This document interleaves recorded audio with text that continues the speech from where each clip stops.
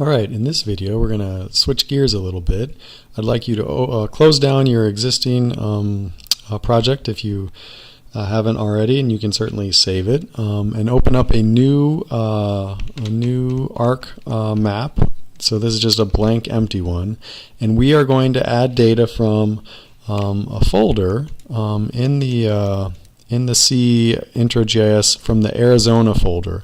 And first open up this shapefile, this Maricopa shapefile. This is from Maricopa, Arizona, and we can see the information here is decimal degrees. There's no projection associated with this data right now. It's just sort of flat in decimal degrees.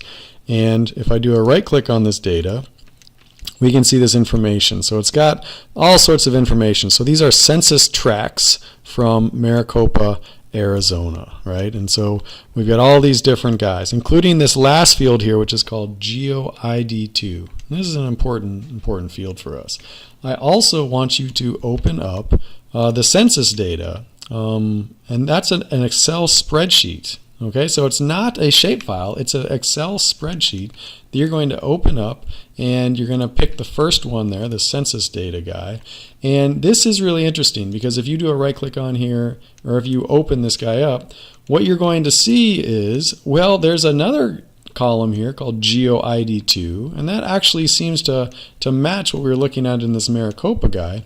And then there's other information here: population total, population of white, population of Native Americans, population Hispanic, and so on. Okay, what we are interested in doing is, and if I look at this guy, right, this one has polygons associated with it, right? So this guy, so I can highlight a series of these ones. We'll see that these guys have been highlighted. This Maricopa shapefile has spatial data, okay? But it doesn't have any information about population Hispanic or whatever else. It does have this column here. It does have this column called GeoID2, which we can use as a link between this Maricopa shapefile and the census data, which does not have, if I highlight some of these, I'm not getting anything highlighted over here. This table, this tabular data, there's no spatial information associated with it, but this is the key, right?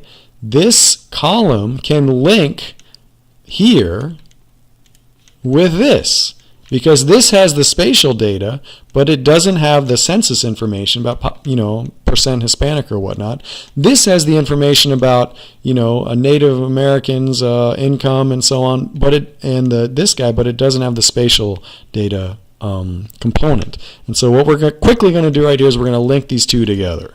And this is very exciting. All right, so you do a right click on the shapefile of interest. You go to joins and relates. You go to join. You want to join attributes from a table. So choose the field in this layer that the join will be based on. The join will be based on this guy, this GeoID2, because this is the link between the census data and the Maricopa shapefile. You want to keep all the records. If you want to, you can validate the join. I'm not going to in this case. I'm going to say OK. Looks like nothing happened. But let's do a right click on here, open the attribute table. And what we can see now is, in addition to all of these columns which were here before, if we look now, we've also got all this information about population Hispanic and so on.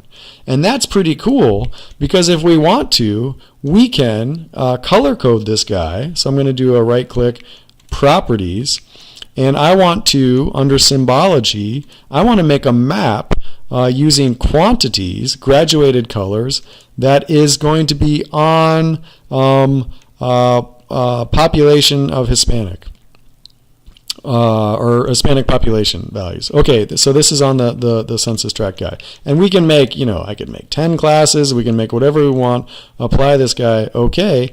And now we're able to geovisualize this population data from an Excel spreadsheet in our census tracts. And we're able to do this because we just joined the table with the shapefile. And that's actually a really powerful thing to do when you've got tabular data that doesn't have a spatial component with it, but there's some kind of a column in there that will link that data to your spatial data, which is missing that data that the table has. You join them together and you can visualize all sorts of interesting things. All right.